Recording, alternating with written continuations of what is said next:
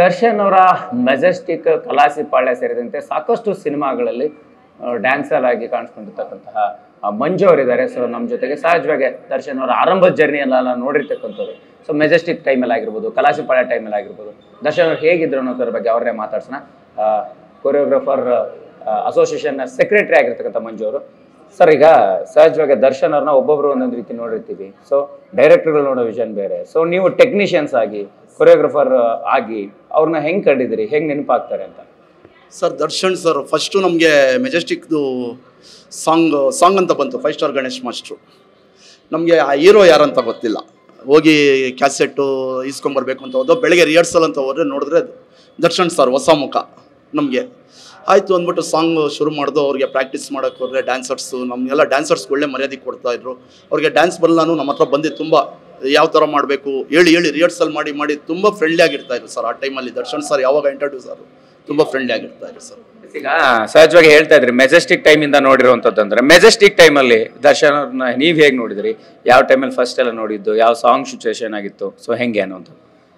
Sir, actually shooting ಎಲ್ಲ ನಾವು dancers actually ಸ್ಪಾಟ್ಗೆ 6 ಗಂಟೆಗೆ ಹೋಗ್ತೀವಿ. ಹೀರೋ ಯಾರು ಏನು ಅಂತ ಗೊತ್ತಿಲ್ಲ. ದರ್ಶನ್ ಸರ್ ಫಸ್ಟ್ ಬಂದಾಗ ನಮಗೆ ದರ್ಶನ್ ಸರ್ ಗೊತ್ತಿರಲಿಲ್ಲ, ನಾವು ನೋಡಿರಲಿಲ್ಲ. ಇವರೇ ಹೀರೋ ಅಂತ ಹೇಳಿದ್ರು.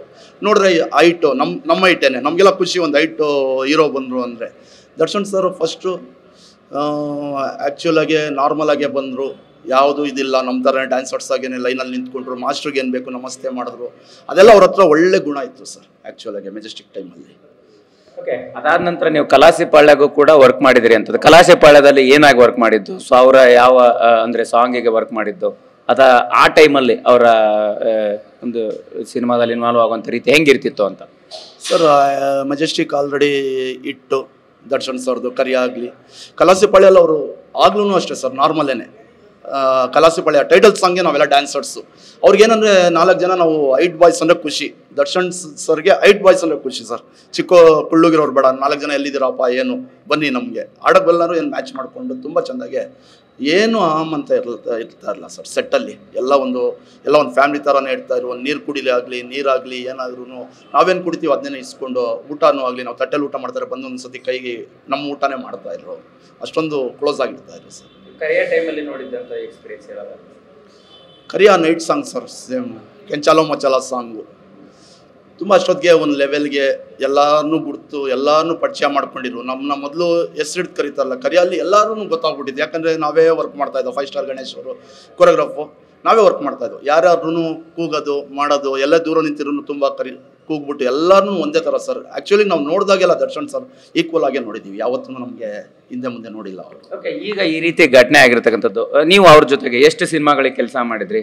ಯಾವ ಸಿನಿಮಾದ ಟೈಮಲ್ಲಿ ನಿಮ್ಗೆ ತುಂಬ ಮೆಮೊರೇಬಲ್ ಆಗಿರುವಂಥ ಒಂದು ಇನ್ಸಿಡೆಂಟ್ ಶೇರ್ ಮಾಡೋದಾದ್ರೆ ಅಂತ?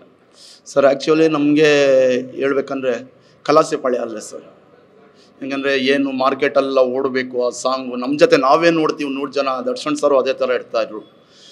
ಎಷ್ಟು ರಿಹರ್ಸಲ್, ಎಷ್ಟು ಎನರ್ಜಿ ಅಂದರೆ ನಾವೆಷ್ಟು ಡ್ಯಾನ್ಸರ್ಸ್ ಕೊಡ್ತೀವಿ ಅಷ್ಟಕ್ಕೆ ಅವ್ರು ಮ್ಯಾಚ್ ಮಾಡೋಕ್ಕೆ ಶುರು ಮಾಡ್ಕೊಬಿಟ್ಟಿದ್ರು ಸರ್. ತುಂಬ ಎಕ್ಸ್ಪೀರಿಯನ್ಸ್ ಅಂದರೆ ಕಲಾಸಿಪಾಳ್ಯ ಸಾಂಗ್ ಹೊಡೆದು. ಈಗಲೂ ಅಷ್ಟೇ ಆ ಸಾಂಗ್ ಬಂದರೆ ನಾವು ನೋಡ್ತೀವಿ. ಅವ್ರ ಜೊತೆ ಅಷ್ಟು ಅಸೋಸಿಯೇಷನ್ 100-150 ಜನ ಡ್ಯಾನ್ಸರ್ಸ್ನ ನಾವು ನೋಡ್ತಾ ಇದ್ದೀವಿ ಸರ್ ಇವತ್ತು.